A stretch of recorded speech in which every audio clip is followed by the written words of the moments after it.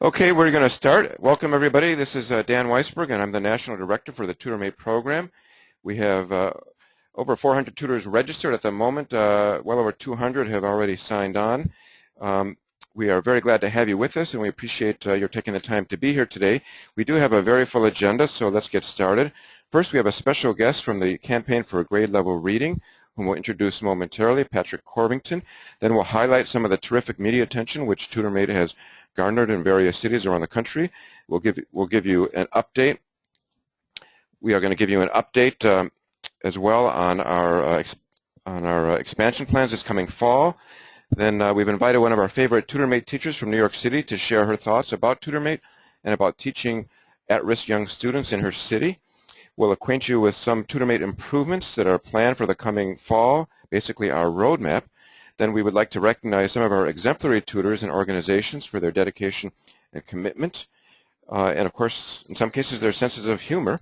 We'll talk a little bit about the fall timeline, and then we're going to turn the floor over to our Executive Director and Founder, Steph Weinberger, who will make a few remarks and take your questions. If you do have to exit early for any reason, simply jot down the hyperlinks that are noted here, and you can replay the video at a later time and download the PowerPoints as well. First, a quick glimpse at those of us who are on the TutorMate headquarters staff. Many of you know us well at this stage, at least on a virtual basis. This is 2014, after all. Heather, Carey, and myself are typically tutor-focused, whereas Jackie, our Director of TutorMate Operations, tends to be a lot more classroom and teacher-focused, though sometimes we will step into each other's shoes as the needs arise. Of course, Carlos and Frank are working right in the intersection of all of these areas, and are serving you in their capacity on our help desk. We could not operate this program without the help desk, so on behalf of many of you on this call, I'd like to express our huge thanks to them and also to my teammates Jackie, Carey, and Heather. We also want to recognize our valuable teacher ambassadors who are in the field, whom you see pictured here. Many are in Florida and in Washington, D.C., where they are led by Kim Witten, whose predominant focus is to service 3 major partner districts in the state of Florida, one of our most strategic state partners. The districts are Broward County, Duval County, and Miami-Dade.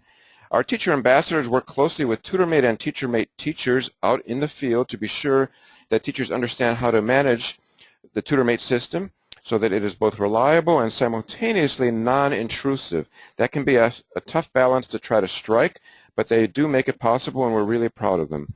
We also have had critical help along the way from in Phoenix from Brooke Toles-Johnson and her colleagues at United Way, in Denver from Nicole Capage-Brown at Denver Public Schools Foundation, and certainly in New York City from Benjamin Altman, who supports our work with our school partners there. Thanks to all of them as well. Now I'm going to turn the floor over to a very special guest, Patrick Corvington. He is a senior fellow with the Campaign for Grade Level Reading. This is a highly influential organization focused on identifying and disseminating best practices to help us address the early grade reading crisis head-on across the U.S. I'm sure he will give you a more complete picture of their work. Before joining the campaign, Patrick was a senior vice president for Habitat for Humanity International, and also he was the former CEO of the Corporation for National and Community Service earlier on in the Obama administration. This is the organization which oversees the AmeriCorps and the VISTA programs within the federal government. So we're very honored to have him with us today. Patrick, thank you for joining us. The floor is yours. I'm going to switch over to your slides right now. Thank you so much, Dan. Well, thanks, folks. It's great to be part of this. I really appreciate the invitation. And I just want to start by saying that I appreciate the work that you do. As you'll see in our presentation, so much of the work related to grade level reading, which is reading by 3rd grade, depends on volunteers, on tutors, on folks who, while they have very busy schedules, take the time to go to the classroom and spend time with young people to help them read. So let's go to the next slide then. So quickly, the Campaign for Grade Level Reading is based on this notion that in order to disrupt the cycle of intergenerational poverty, we need to do 3 things, which is, first, kids need to graduate from high school. Second, they need to get and keep a job. And third, delay childbearing to about the age of 25 or so. The challenge is that low-income kids don't get to the second or third because they don't graduate from high school. And they don't graduate from high school because they're not reading early enough on. In fact, reading by the third grade, reading proficiently by the third grade is one of the best indicators or best predictors of high school graduation. Now, the tragedy here is that by the time a low-income kid is, say, 8 or 9 years old, you can map out their future because they're not reading by third grade. Quick stats, about 80% of low-income kids are not reading by the third grade, and 86% of black boys are not reading by the third grade. That gives you a sense of the level of crises. I mean, think about that. 80% of low-income kids and 86% of black boys are not reading proficiently by the third grade, which means that they are not likely, they're 13 times more likely to drop out of high school. So this first slide is just a quick map to show you where we are. We're in 142 communities in 39 states across the country. I'll talk a little bit about how we're formed. Let's go to the next slide, Dan. So this is what I started off with, and the part to focus on, this is sort of our big theory of change, but the part to focus on is that first circle down on the left, which talks about how to disrupt the cycle of intergenerational poverty. As I said, graduate from high school, get and keep a job, and delay parenting. Let's go to the next slide. Now, as we thought about this issue, about how do we address third grade level reading by proficiency by third grade, we did a bunch of research, tried to find strategies that were working, and I was at the Annie Casey Foundation for roughly 6 years or so, and when the Casey Foundation launched this initiative, the notion here was that many organizations, foundations, and nonprofits have been involved in large community change initiatives. And while they have seen results at the individual level, they may not have seen community or population level results. And so focusing on this issue enables us to change the life of individual kids while changing population as a whole. And what we have found, based on research, is that there are 3 solution areas, or 3 points of interventions. They are the readiness gap, the attendance gap, and summer slide. The first is the readiness gap, which is that too many children from low-income families begin school already far behind. So if you think about your kids, my kids, I have a 5-year-old, and by 2, she was done with the nanny and the au pair and was going to preschool. She has been in a really great preschool for the past 3 years, so she's going to start kindergarten ready to learn. She already knows her letters, she can write her name, etc. And this is 11 months a year out of the year she is in school all day long. Most low-income kids don't have that opportunity. Most low-income kids spend their time with very little interaction with adults, very little interaction with other kids, and certainly almost no opportunities to learn. Second is the attendance gap.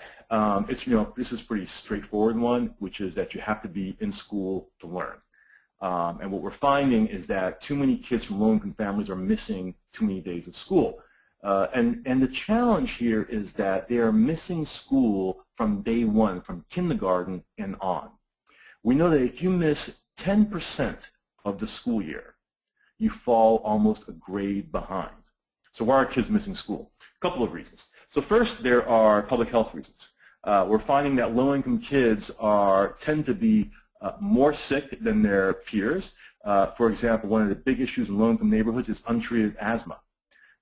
Kids don't have access to health care, they're going to the emergency room for asthma, and they're missing days of school. Dental care, also a big issue in terms of public health that we're seeing. Another thing, a simple thing that we've just recently started looking at is vision. Is low-income kids not having access to things like glasses to be able to see the board. So in terms of attendance, we find that low-income kids are missing much more school than their peers. And while they are, what we find is that, as I said, they tend to be more ill than their peers or miss more school because of illness than their peers. They also miss school for one other reason, which is something that their peers don't experience, which is essentially a single parent saying, you know what, I just can't get you to school today. I'm working my third shift, or something awful has happened, and I just can't get it together for you to go to school today. And that happens more often than not. It can be that. It can be, there's a lot of gang activity happening all night, and it just doesn't feel safe to walk to school today. And so there's lots of reasons why low-income kids miss school.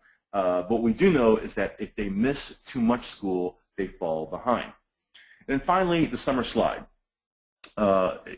This is also called summer learning loss. Now, what we know is that kids who are not engaged in some kind of summer program lasting at least 6 weeks, which involves a physical activity as well as some kind of learning activity, lose 3 months of what they learned the previous year. So think about that, right? You end school in June, right? You're not engaged in the summer activity.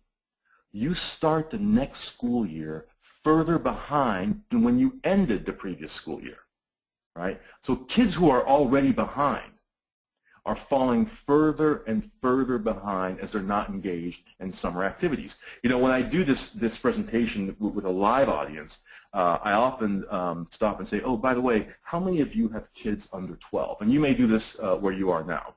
And a group of folks raise their hands, and I say, tell me what your child is doing on July 18th, for example. And everybody pulls out their smartphone and looks and says, it's theater camp, or it's swimming camp, or in baseball camp. My daughter this week is in softball camp. Most low-income kids don't know what they're going to be doing the day after school ends. They will likely be watching TV. They will likely not be engaged in any kind of activity. And in fact, what we have found is not only do they lose 3 months of learning, they gain weight at a much faster rate than their peers. And more than that, they gain weight faster than they would have in school because they don't have access to structure and meals, etc. Let's go to the next slide. Next slide, Dan. So quickly in terms of readiness. So this is, I'm going to give you some data now very quickly just to give you a sense of the issue here. This is a slide that shows how far behind in terms of the readiness gap kids begin. And this is in terms of percentage. And you see on the basic things, which is recognizing letters, counting to 20 or higher, writing their name, and be able to read words in a book, recognize words in the book. And this is particularly acute for me because, as I said, I have a 5-year-old, and I think about these things, and she's able to do all of these things well. Most low-income kids you see fall way behind in terms of each of these readiness issues. If you think about readiness, it's like I said, it's preschool, all those things, but what we're finding now is we're going back to prenatal care, that kids are being born a low birth weight with undiagnosed learning disabilities, etc. Let's go to the next slide, Dan.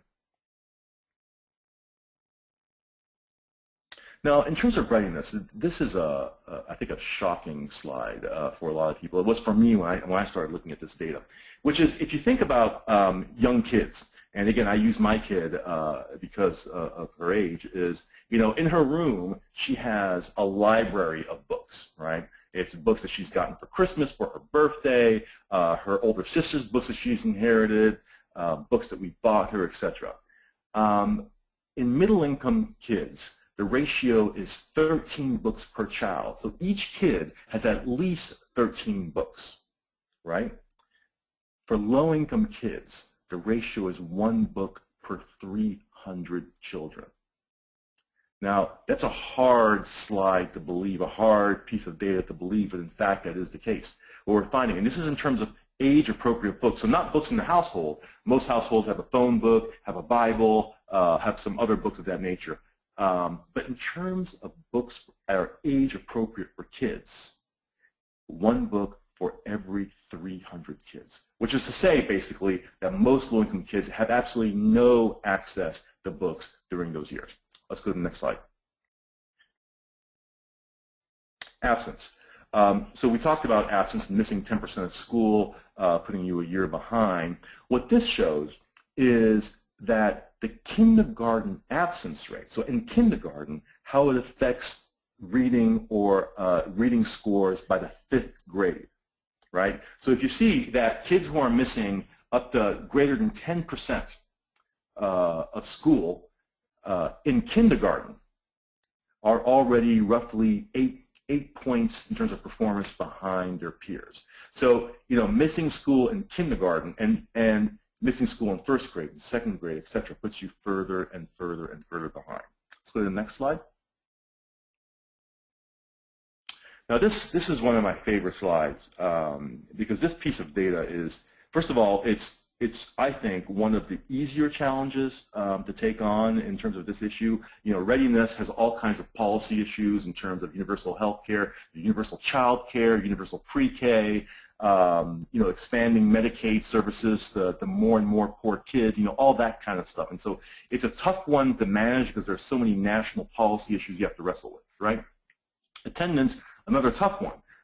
In terms of things like changing how school systems gather data. So for a while, school systems were only gathering unexcused absences, but not gathering data on excused absences. So what we're finding is that, little Johnny has 3 unexcused absences, so he's probably doing okay. But when you start tracking excused absences, that is the one where mom or dad called and said, Johnny's not going to be in school today, we found that kids had many more excused absences than unexcused absences. So from a policy perspective, it's getting school districts to track excused absences as well. So there were a lot of policy issues related with attendance, the different kinds of interventions at the school level, etc.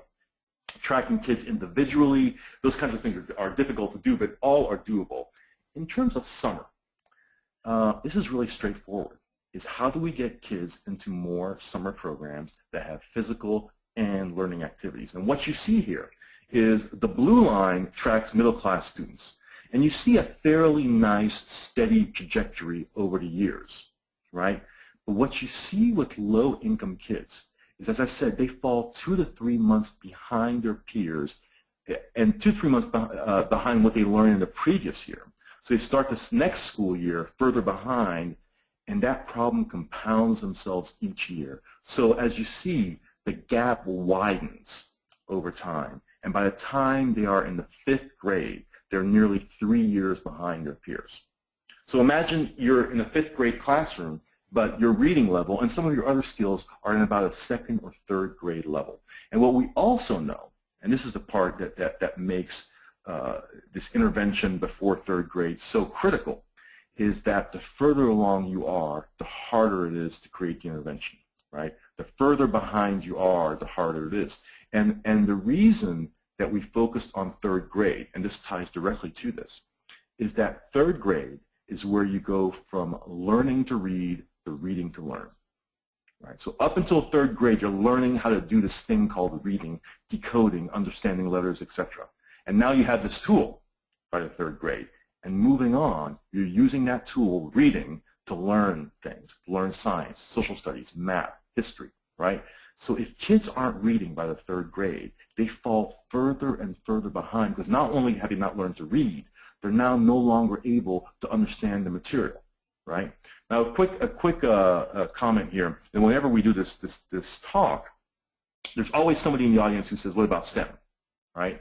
Science, technology, engineering, and math. Now, STEM is critical. We know that the future of the global economy is STEM. It is people becoming much more numerate, understanding science, understanding technology. That is the future. And we also know that American public high school kids are not prepared.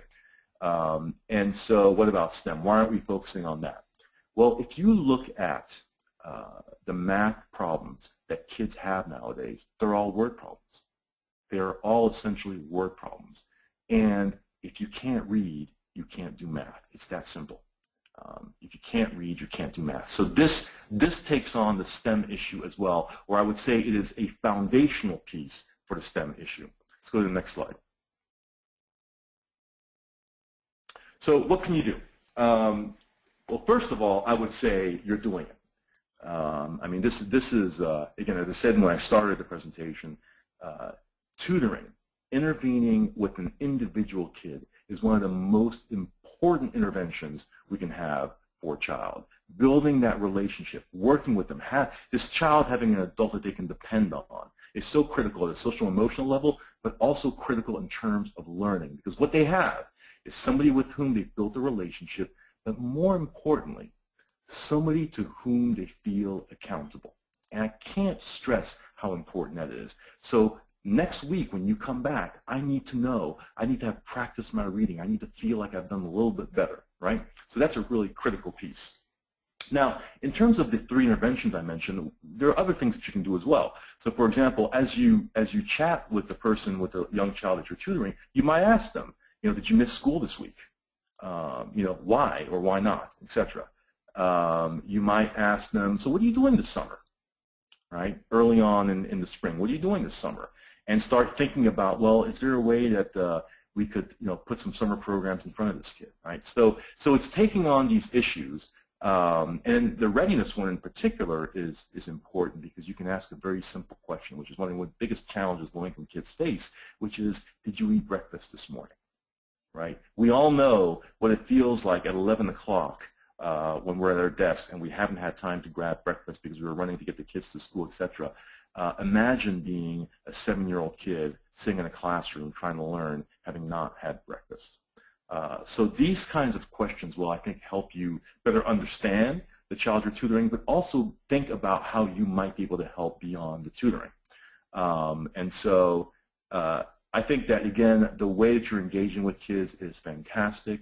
We can't thank you enough for that kind of work. It's work that is truly making a difference, that by tutoring a kid, by ensuring that they're reading by 3rd grade, you're essentially assuring that they will graduate from high school. And that is the first, most important step in coming out of poverty. I encourage you to go to our website, grade-level-reading.net. We have 2 reports on there, an early start to success as well as loving literacy. And there's a ton of information there that will help you think about grade level reading, etc. I have a blog on Huffington Post you're welcome to go to where I talk about this issue and early education issues in general. And then finally, as you see, we're in 140 plus communities. And so you might see if there's a community, if there's a coalition in your area that's working on this issue. And think about, is there a way I can be helpful or join that coalition to be part of that effort? And finally, the last thing, which you are already doing, which is to teach a child to read. So thank you again so much, and thank you, Dan, for the opportunity to be part of this presentation. Patrick, thank you very much from our standpoint, too. We are really thrilled that you were able to take the time with us today. And I think so many of the things that you said really resonate with what many of our tutors already know and which we try to impart to them. So we want to thank you for that wonderful reinforcement. Let's switch now to some of our recent recognition by the media and by some of our partners. TutorMate was recently recognized by our good friends in Denver at the Denver Public Schools Foundation. They actually produced a terrific short video that I want to just show you. It runs about 2 minutes. It was premiered in late April at the Hyatt Hotel in Denver with the governor in attendance, as you can see here, and some of our friends at Denver Public Schools Foundation and the Mile High United Way and Western Union as well in the picture at the left. So let me just run that video for you right now, if I can blow this up here. And here we go. I like TutorMate because it's very fun and it's helping me learn. I love TutorMate because she helps me read and so that I can get to college. She lets me pick out different kinds of books. Thinking. This program is innovative just because of the way that they've linked technology from a business to a school.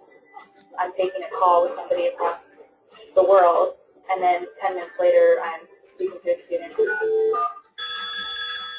Hi, this is Miss Class. How may I help you?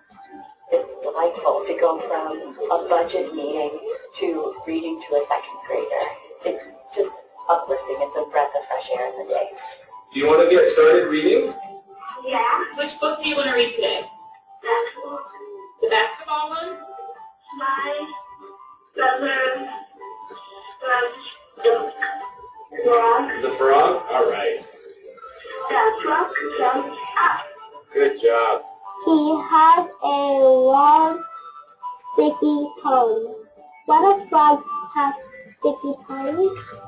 The students absolutely love it. TutorMate kind of gives them a fun chance to read. Try to sound that last word out. No flies. Frog. Make up his mouth. I use 2 sticks for his arms. While 30 minutes of my time is not that much at work, I think that 30 minutes of reading to a child makes a huge difference. Nibble. Is nibble a new word for you? The progression that I've seen so far has just been outstanding. The reading is giving me new words that are hard. Their fluency, their vocabulary has increased. It's a kind of food. If every student was able to have this opportunity, I think we'd see huge growth. Kids are more excited to come to school every day knowing that they might get their phone call and have time with their tutor that day. Anyone can find 25 to 30 minutes a week to do this.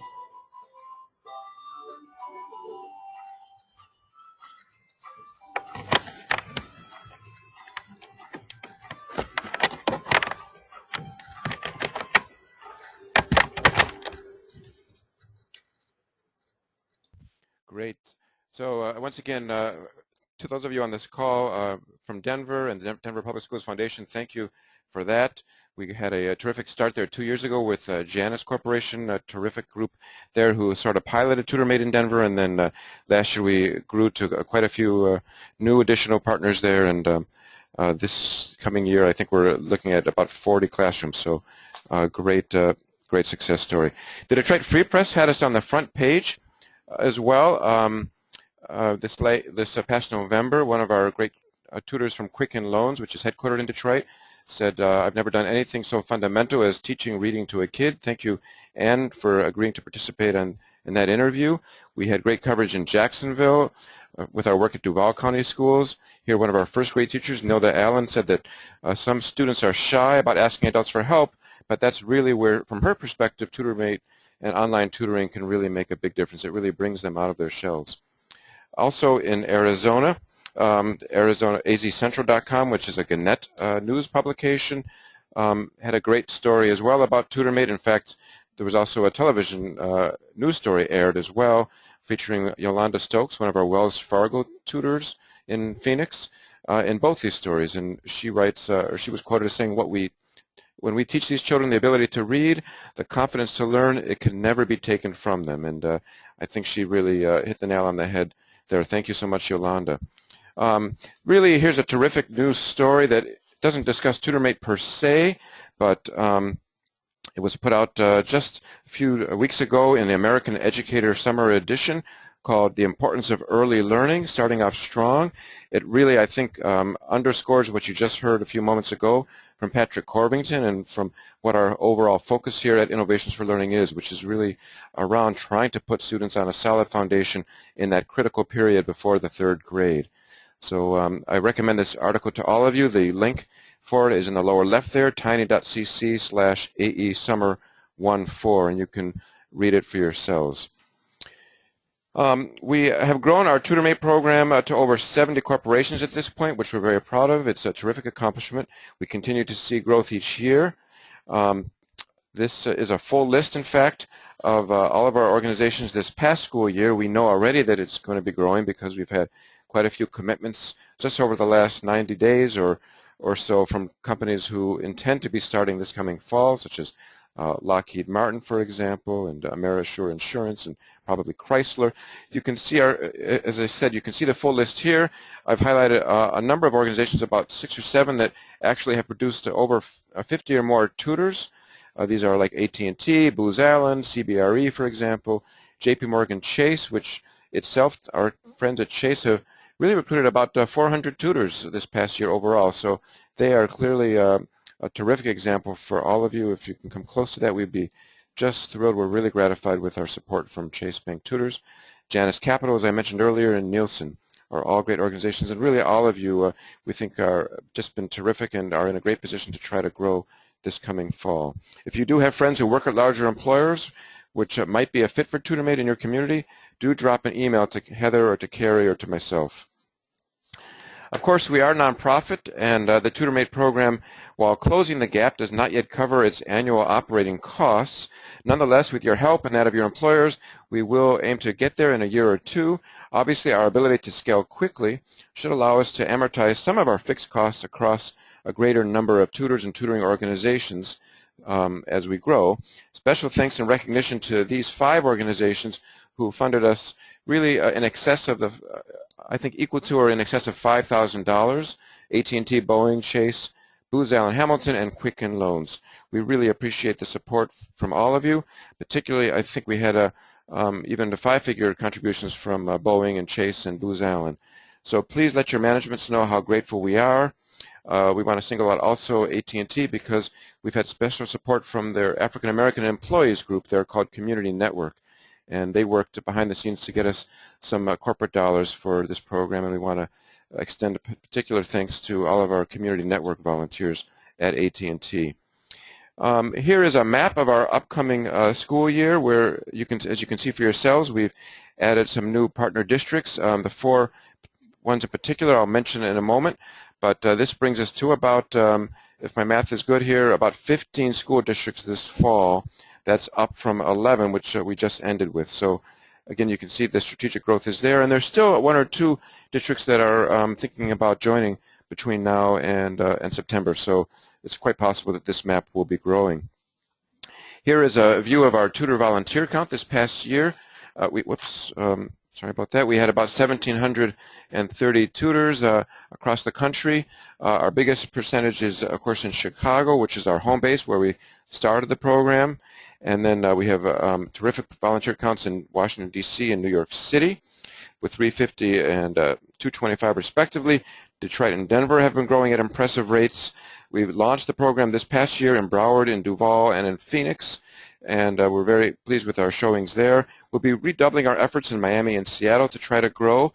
And in particular about Seattle, Highline Schools next door to Seattle has asked us to launch this coming year 2 and 15 classrooms. So we really will really combine that in with our overall Seattle goal counts. And but we expect to try to finish up in Seattle this year with close to 200 tutors. We want to extend special thanks to 3 new districts that signed on to the program this year. We're here with TutorMate, Broward County Schools in Fort Lauderdale and surrounding areas, of course, Duval County School near Jacksonville and inclusive of Jacksonville, and Roosevelt Schools, which is part of the Phoenix metropolitan area there as well. We want to say thank you to all of them and mention that this coming school year we are planning to expand into these 4 new districts that you saw on the map a moment ago, including Houston, where we've been invited to try to launch in as many as 40 first-grade classrooms with TutorMate this coming fall. And so, as you all know, we try to recruit about 10 per room. So if we hit a gold mine in Houston and hit a home run, we would expect to have 400 tutors. That's really terrific. Sunnyside, which is a district making up part of Tucson, Arizona, will be joining our program. Reynoldsburg City Schools, just next door to Columbus, Ohio. And also, we just received word late Friday, this is very hot off the press, that the Dallas Independent School District, Dallas Schools, would like us to run a pilot there as well this coming fall. And we're excited by that, and thank you to Commit to Dallas for helping us get that program off the ground there. We also want to mention that we hope to partner more strategically with United Ways in various cities. One premier example of this has been in Phoenix, led by Brooke Tolles-Johnson and her colleagues Francisco and Timna and their other wonderful colleagues at the Valley of the Sun United Way. They not only recruited some of their own partner companies who fund them to become TutorMate tutors, such as Wells Fargo and Arizona Public Service, and I know the Apollo Group and BMO Harris, but they also recruited the Phoenix School District, where we launched TutorMate for the very first time ever in Arizona, in Roosevelt Schools that I just mentioned a moment ago. So we want to use that as a model. We know for a fact that we'll be partnering in Denver more closely with United Way there, the Mile High United Way in Central Ohio, with United Way of Central Ohio, and of course in New York City as well. We anticipate that other United Ways will be joining our family, and we'll be working with them and collaborating with them down the road this fall and in future years. So we're very excited by that. We think that our program provides a terrific vehicle to really unite their donor relation teams with their community impact teams within United Way organizations, and we think that they're coming to understand this as well. We have ambitious goals for the new year, which you can see here. If we hit a home run in every city, we'd have probably around 4,500 tutors. We don't expect to get to quite that level, but it's sort of a goal, a pot of gold at the end of the rainbow if we were able to get there. This year, as I said, we had somewhere in the neighborhood of about 1,730 or so. So honestly, we'd be thrilled if we were able to come back next year at this time and tell you that we had about 2,800 or 3,000 tutors. That would be a great growth. But really, if we can get close to this number and you all can help with that, that would be great. Once again, contact your friends that you know who might be at large employers in your metropolitan areas and let them know that we're interested. We do try to ask our new tutoring partners to come to us with at least about 20 tutors, sometimes a little bit less, but we try to bring in our new tutoring teams in what we call gulps instead of in sips, because that allows us to be a little bit more efficient with a very small staff here at headquarters to ramp up new companies, which always have lots of questions and about how to get started. And so if we can get a coordinator to help us at these various companies, then we're much more appreciative. Some of the improvements that are coming this fall, we wanted to let you know some of these. We plan to add an interesting new activity before the story reading that will allow tutors really to reinforce key vocabulary words which students ought to be proficient with at their reading level. It will also give you more confidence that the reading level you are choosing is appropriate, and that's even if the teacher hasn't always made time to update you or us on his or her own view of what that student's reading level ought to be. So sometimes teachers get very busy, particularly in some of our rooms where they're not also using our sister program called TutorMate. So if sometimes tutors are scratching their head and wondering what's the best reading level, so we want to give you this tool to help you assess that, but also it will have a predominant focus on additional instruction and reinforcement of their vocabulary. We also plan to eliminate join.me entirely, which will affect about 2/3 of you. We think that that will make the whole tutoring process simpler. We know that some of our join.me tutors sometimes got confused by the interface requirements that had to happen, and also there were some firewall restrictions in many companies. So we want to eliminate that, and we want to make the synchronization therefore a lot more reliable than you might have seen at earlier parts of the year. So we have a whole new technology team on board. Our Chief Technology Officer, Randy Burgess, has joined us, and he's brought on a new team that's going to help us really bring this whole program really into to be ready for this new school year in a way that I think you'll all be impressed with. The calendar interface will also get enhanced so that each tutor can schedule one routine weekly session and also schedule one makeup session for themselves, but it will help us keep the calendar a little bit clean so that we don't have some tutors with multiple makeup sessions, which might deny other tutors from having the ability to schedule makeup sessions for themselves. Once the concept of makeup sessions, everybody, I wanted to just diverge for 1 second. You heard from Patrick his discussion about attendance and the importance of students attending, that their attendance really has an impact, of course, on their proficiency and their academic growth. One of the things about the makeup sessions, of course, is we designed it initially to make it a more flexible program for our tutors. But because there's an element of uncertainty with regard to when a particular tutor might call from week to week, we find that some students are more inclined to actually come to school because they look forward to these calls, and they don't necessarily know that you're going to call every Wednesday at 11, for example. You might call Thursday the next week or Tuesday the next week. So students, actually we're finding this is anecdotal only, we haven't studied this scientifically, but principals are telling us that kids are actually coming to school more often because that's the day when their tutor might call. Interesting side note that ties in with Patrick's comments about attendance. I do want to say, too, that we plan to partner with George Washington University with their School of Education to try to measure some of the actual reading improvements that the TutorMate program is bringing to kids. If your classroom is part of such a study, we'll let you know so that you'll have an added incentive to try to be regular and consistent in your tutoring once per week. Also, if we can, we might even experiment with some classrooms where kids are called twice a week or maybe for longer than 30-minute sessions. That's still a possibility, but we'll let you know more about that. We also want to try to improve our TutorMate ecosystem. I did mention already our intention to try to expand our partnerships with United Ways. We also want to try to capture a little bit, to be a bit better about capturing tutoring frequency data so that those tutors who are not all that consistent, we can identify a little bit earlier and try to encourage them gently to try to keep up with their weekly commitments to call their kids each week. I mentioned as well the impact study that we hope to undertake with George Washington and to test these various tutoring frequencies and durations. So we're excited by that, and we want to stay tuned for the fall. You'll be hearing more about all of these initiatives. With that, I'm going to turn the floor over now to Carrie Zakon to continue to talk a little bit about the upcoming timeline, and then to have our tutor from New York, our teacher from New York City, Miss Duffy, take the floor as well. Carrie, the floor is yours. All right, thank you, Dan. I'm Carrie Zakon. I'm the National Manager for the TutorMate program, as many of you know. I also want to take the time to thank everybody for being on the line in our TutorMate community. You've had a great year, a great showing of support, and a lot of people are on this call, so I really thank you for giving your time today. So I want to quickly review our timeline for the fall before we get to Miss Duffy. So July 14th, just in a couple weeks, we will be opening up registration. It's using the same link as we always have. And after Labor Day is when the recruitment drive begins in earnest.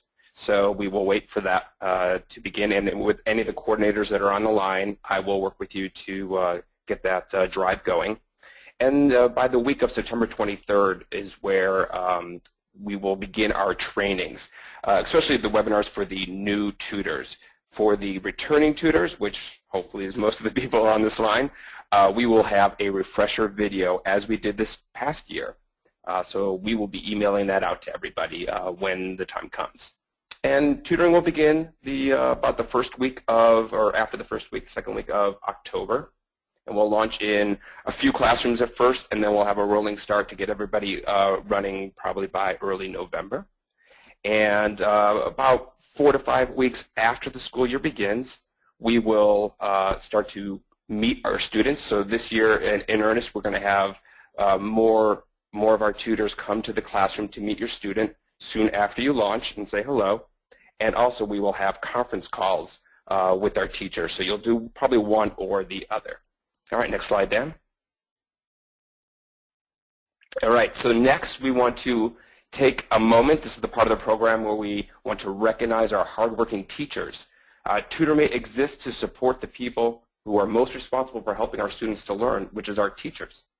And we have one teacher on the line that we want to say hello to and ask some questions to. So in that, I'd like to introduce Miss Duffy, who is a first grade teacher at PS 142 in Manhattan. And as you could probably see at the last bullet point, she is getting married very soon. So I want to give her a special personal thanks for taking some time in this exciting period to talk to our tutors. So hello, Ms. Duffy. How are you doing? I'm great. How are you? Excellent. So I'll ask you a few questions. So how long have you been teaching generally and in New York City? I have been teaching my whole career in New York City for 9 years. I started at a school in Brooklyn, and now I'm at a school on the Lower East Side in Manhattan. Excellent. So we have listed here that you are a teaching fellow. Could you please define that for our audience?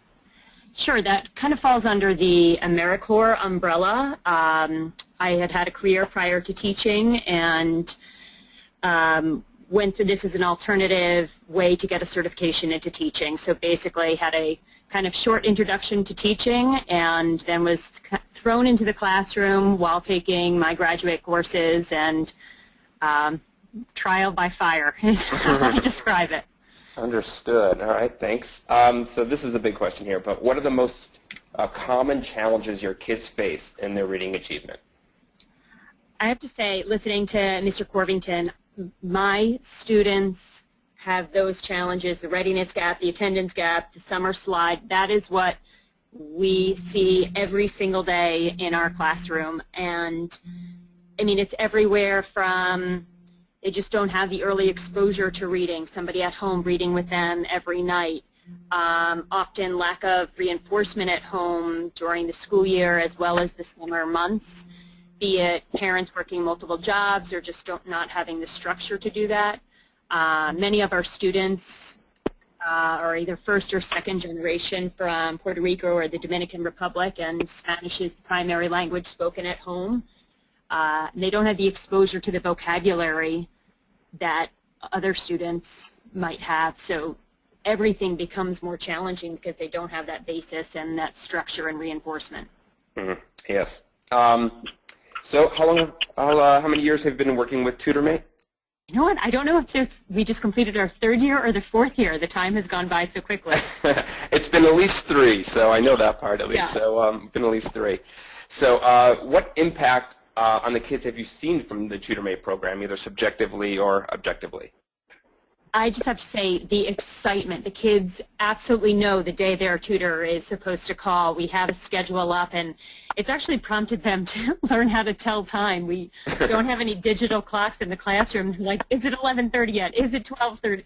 And now, by the end of the year, they certainly know the time, the appointed time that the tutor is supposed to call.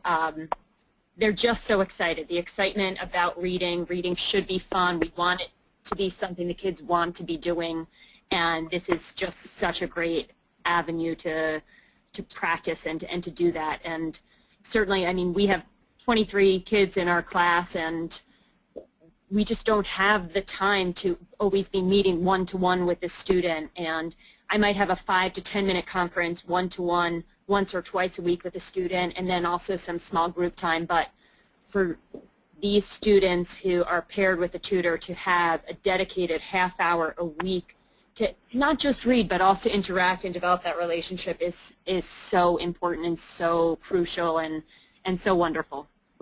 Good to hear. So in parting words, do you have any other advice or words of wisdom for our TutorMate community? The number one thing I would say is thank you so much. The time that you give really does make an impact, and I can't thank you enough for doing that and making the commitment to do it.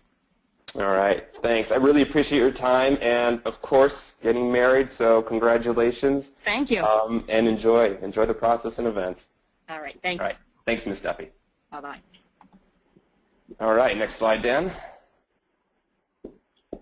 All right, so this is the part of the program where we show some TutorMate honors, and we want to celebrate our partnerships with our employer partners. We are recognizing and honoring some companies who have demonstrated a truly impressive enthusiasm for their local areas. So I'm just going to highlight a few of them. You can see them on the screen. But in Broward County in Florida, JM Family Enterprises has been incredible. They are an organization that truly cares about their students and will do whatever it takes to give them the best experience. And I believe that they may be listening as a group to this call in a conference room. So they have an amazing team effort, and I just want to give definitely props out to them. In Chicago, MetLife, I want to talk about them, who their tutors rank amongst the highest in averages in the number of tutoring sessions this year. So they have great fidelity with the program and try to call in each and every week. So that is definitely a gold standard. And in Detroit, Lear Corporation, they have a couple of wonderfully active coordinators who take an interest and are really, truly involved in the program and their tutoring team, which is what it takes in a lot of instances to make it a success within each individual company. So I want to thank those. And while we don't have time to delve into all 10 at the moment, I also want to give some thanks to, in Denver, we have Western Union, and in Duval, which is Jacksonville, Florida, we have JP Morgan Chase. New York City, Nielsen did a great job, and in Oakland, UPS in their first year had a great end-of-year event and pizza and a few tummy aches by some of the first graders, but it was great. In Seattle, Costco, and in Washington, D.C., I want to recognize Boeing, which also includes not only their financial gift, but even at the end of the year celebration, the tutors could not make the assigned date, so one of the tutors took the initiative, called the teacher, organized their tutors, and found another date to come and visit the classroom, and they did that all on their own. So I really appreciate everyone there. All right, so moving on, I'd like to introduce Heather Kamenier, who is our national coordinator, and most of you know Heather and have dealt with her many times this last school year, and she's going to honor a few of our tutors. Take it away, Heather. Okay, thanks, Carrie. So as you can see up on the screen, our first honor is going to go to Cynthia Cobb. And Cynthia, we chose Cynthia because she's one of our most consistent and dedicated tutors. Every week, Cynthia called in, and if something happened, there was an audio issue, if her student was absent, she always made sure to make it up and get that session in. And she also wrote a lot in her tutor log, so I was able to read them each week, and she was very diligent about recording how her student was doing. So thank you very much, Cynthia. And then the next one, we have Leslie Palmer, and Leslie is from Mizzouho in New York. And we chose Leslie because she had kind of a unique story. Leslie's student was very interested in superheroes. So Leslie called me and asked if we had any stories about superheroes, and I told her we didn't, but I suggested that maybe she use the whiteboard to write some stories with her student on their own. So she did that, and she would write about it in her tutor log, and I would see that they were writing their own stories about superheroes. She did her own research so that she could impress her student with their superhero knowledge. So that was kind of above and beyond, and it was very cute to see that. So thank you very much, Leslie. And our third honoree is Sarah Baraka. I hope I pronounced that right, Sarah. Sarah, you are our most enthusiastic tutor, I think. Your feedback was always very entertaining in your tutor log. I could just see your excitement. You were always so excited about the progress your student was making, and you just kind of made it come alive, I think, for your student. Also for me, when I was reading your tutor log, it was very funny. You would write, yippee, she was doing so well, and it was just a joy to read. And I know she had a great time with you. Sarah went to the end-of-year party, and her student was absent, so she actually went back a couple days later, and it was Funny Hat Day, which is why they're wearing sombreros. So she went on her own just so that she could meet her student. So thank you very much, Sarah.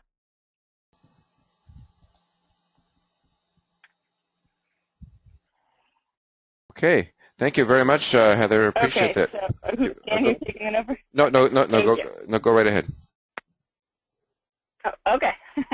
All right, so up on this slide, as you can see, if you are interested in meeting some other tutors from other corporations, we might organize more of a social event so that you can meet other tutors just in your area. So if you're in DC, some other DC tutors. So if you're interested in taking part in this event, please reach out to me and let me know, and you can see my contact information is up here on the screen. And we'll let you know more about it, but we kind of want to gauge interest on this. So please reach out to me if that's something that you're interested in.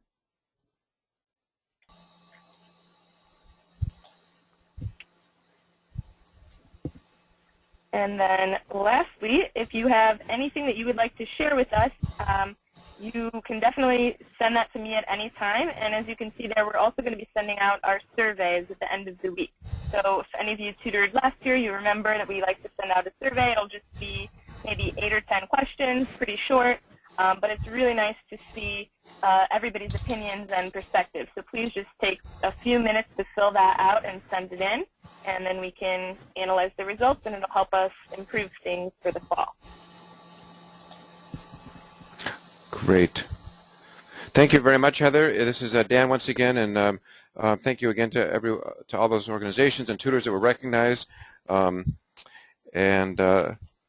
do want to now, we're running a little bit behind where we had hoped to be at this time, so if some of you do have to drop off, we want to thank you right now because I know we're nearing the top of the hour, but we will be around. We will certainly run the webinar a little bit longer for those of you who can stick around. We're going to turn the floor over to our founder and executive director whose brainchild TutorMate really is, Steph Weinberger. He's the founder of IFL, as I mentioned. He's the co-founder of the Cherry Preschool in Evanston, and he spent many years as a senior partner at the international law firm of Mayer Brown, where he was a member of his global IT practice for about 25 years, and then really turned his full-time focus on this great organization, Innovations for Learning. So we're all very, very pleased here at IFL to be working for under Seth's leadership, and I'm going to turn the floor over to him, and then we will take your questions. The Q&A will really be submitted. You can type in your questions through your little toolbox window there, and then I will ask those questions to Seth, or if you have any questions for Heather or for Carrie, for myself, we certainly answer those as well. So Seth, take it away. Thanks, Dan. I just wanted to briefly highlight 2 points that were made before, and then we'll take questions. First, what Ms. Duffy said, I hope you caught it, that she has the opportunity during the course of the week to only work for 2 times individually for about 10 minutes each with each of her struggling students.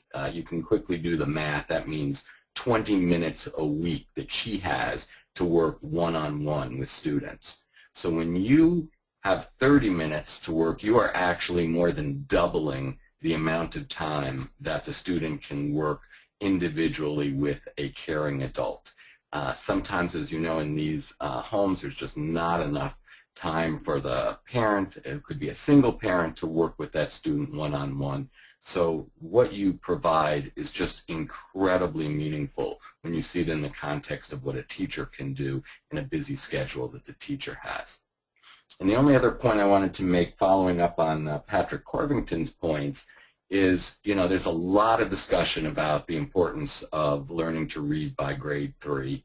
Most of that is due to the fact that grade 3 is the first time there is high-stakes testing, so you have a lot of great research that then can be shown to demonstrate how, if you're not at grade level reading in grade 3, that you won't get to graduate high school. But what we see in the research is how important grade 1 is, first grade, to even get to grade 3. If you are not a good reader at the end of first grade, you have a 90% chance of not being a good reader by the 4th grade. And the converse is also true. If you are a good reader by the end of first grade, you have a 90% chance of being a good reader at the end of 4th grade. So it just highlights how unbelievably critical what you guys are doing is to try to give these kids a chance by the end of first grade. So with that, again, I thank all of you for participating and being in this year and in this webinar. And Dan, you want to lead us in questions? Okay, let's start to open up the floor for questions. Thank you, Seth, very much. There were a few questions that had backed up, but I think there are quite a lot. So what I'll do is, at this point, just go ahead and type in one of your questions if you have them for Seth. I'll start right away with Melissa's question. How are schools and classrooms selected? What is the criteria, Seth? Well, schools can often be a very random process. It's sometimes one principal knows another principal. If it's a district that we're working with a TutorMate, then it's more likely that the districts are selecting the schools. The schools tend to be the more high poverty concentration schools, also the more lower performing schools. And in terms of teachers, we try to work with every first grade teacher in the school. Sometimes there are not enough tutors. Sometimes there's a few teachers who don't want to participate, but in great majority, it's every first grade teacher in the school. Great. Okay. Other questions? Is there a chance of expanding the program into the 2nd grade or possibly the 3rd grade? Yes, we're asked that a lot, and we want to expand both the TutorMate and the TutorMate program into later grades. All I can say is stay tuned. There's a lot of interesting things coming with this program. How much leeway do tutors have to deviate from the curriculum or from the stories that are given? Lisa is asking. Okay. Our view is that, the tutor is the person on the ground. They can see what is inspiring the student, what's not, what the student is struggling with, and what's not. So we try not to be too prescriptive as to what we're doing. Obviously, we give you a lot of support to tell you what we think we recommend what's most useful for the student in terms of the stories and the words and games and all of that. But You're the one on the ground. If you think you have a better idea of what the student needs at this moment, you should go for it. There's no rules and regulations here. Is there a plan? And let me say that Sure. Go ahead. I'm sorry to interrupt, that if you have other ideas that you think would be useful for tutors outside of what you're doing, let us know. We're always looking for good ideas, and we often get them from both our teachers and our tutors. And then we have a question from Kim about, is it possible then to tutor a student either in preschool or work with the same child in preschool and then moving into kindergarten, first and second grade, for example, just working with one student over multiple years? Well, we are thinking about being able to work with students for multiple years. We're also talking to various districts about preschool. They would like our involvement in preschool. Obviously, from what Patrick Corvington said, that's extremely important too. So it's on our radar is all I can say at this point. Great. Given the information about the summer slump, have you thought about designing programs to tutor during the summer? So that's a particular challenge because the kids are not in school on a regular basis. So our model becomes more problematic over the summer. About 10 years ago, there may be a few tutors on the line who have been tutoring this long, we did have tutors tutor students at home, and it can work. Obviously, it's up to the student to have the bandwidth to make it happen. So, that's something we could return to. It's just a question of, our goal is to scale this program, and you saw the numbers. We could get to 4,500. If you look a number of years out, we can get a lot larger than that. It's difficult to scale doing it one home at a time. Mm-hmm. Great, and I would add to that too. Then, as Seth talked about the importance of first grade, certainly, if you can impact many kids in that critical grade when reading is so important, and then repeat it again the next year with a new first grader, you really have a chance to impact a lot more kids at that critical nexus in their reading development. So certainly keep that in mind. We did have a question also that came in from Becky. She asked a little bit about I think Philadelphia. Let me see where that went. She just said, is there a possibility of moving into Philadelphia schools?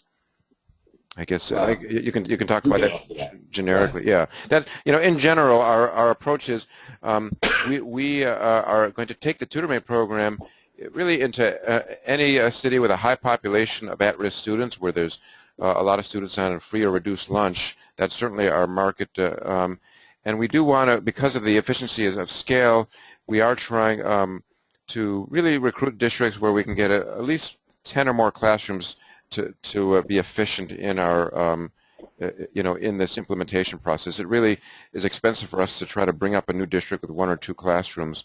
So where we can bring up maybe 10 or more classrooms initially, that would be great. We've talked to Philadelphia, actually, in particular, and they had some issues around our tech support desk, actually, controlling the computers. So we need to come in at a higher level at Philadelphia rather than just some of the technical people in the central office. So stay tuned. There is discussions around Camden, New Jersey, however, which is right across the river.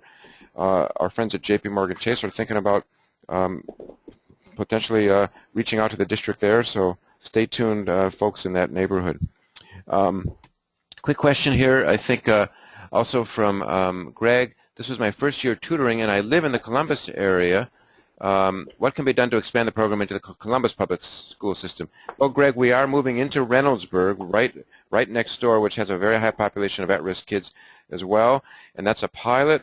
So so we do plan to try to launch this fall in Reynoldsburg, and then if things go well, I think the possibilities are very high that we could bring the program to the neighboring community in Columbus the following fall.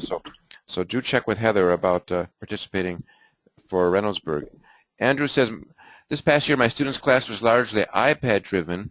Will there be a way to emphasize the importance of giving students a list of sight words to practice outside of class? Many students don't have computers and tablets at home. Then as tutors we could quiz them from the list. Seth? Well, that's one of the things that we are going to be adding to the tutor interface is how to work with sight words and phonogram family words. If the students are part of a TutorMate school, then they're already have that on their iPads. If they're not, we are going to be offering for the first time in September to teachers who are not TutorMate teachers, but they are TutorMate teachers, that they can have access to our word list so that they could work with those words with those kids. Great. Okay, what else? Let's see. Lisa, the earlier speaker noted that students may have challenges with having breakfast or lunch and with attendance. This requires some sensitivity. I would report this information into the daily report. Can the teacher do something about this, especially with a missed meal? Well, it's hard for us to get involved in that. The teacher certainly takes her own attendance records. I don't think she needs us to be able to track that. You know, at times we do have tutors that will indicate that they think there's been a problem with the student because of their voice or what they're saying, and they make that known to the teacher, and that has been very helpful at times. So sometimes it's more than just about can they read. You guys are at least ears, if not eyes and ears, as to what's happening in a student's life, even just for the 30 minutes. Great. Julia makes a comment about some of the about partnering with United Way, that it might be more expensive for us in that regard. Well, we will be working on that with some of these United Ways, so we're optimistic that that won't be an obstacle. Julia. Ashley says, if there is not already, will there be a highlighting feature while reading? Also, secondly, will there be a way of tracking the books that have been read already with the students? Wow, see, that's another good idea. I'm glad you raised that. I think we could do that. Can't promise for October, but I think we could do it so that you can see what books you've already read with the students. Take a note of it. It's a great idea. Thanks, Ashley. Julie just said, if a tutor has concerns regarding learning disabilities, such as dyslexia, with a child they are tutoring, if a tutor has concerns, right, regarding this learning disabilities, how should the tutor approach that situation?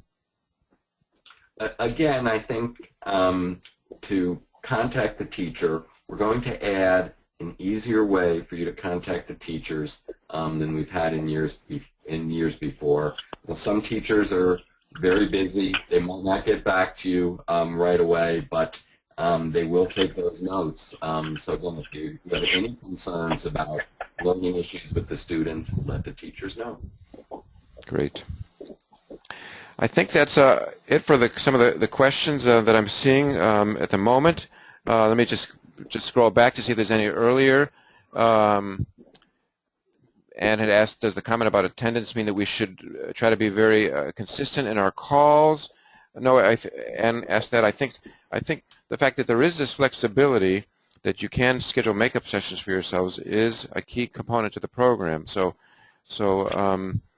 even though Ms. Duffy did mention that yes, some of the kids watch the clock, I think that's the exception in our experience, that most kids are really not paying attention particularly to the clock. So if the tutor calls on Wednesday one day and Thursday the next day, that's okay, as long as they're calling in a time that has previously been approved, by the teacher in our schedule.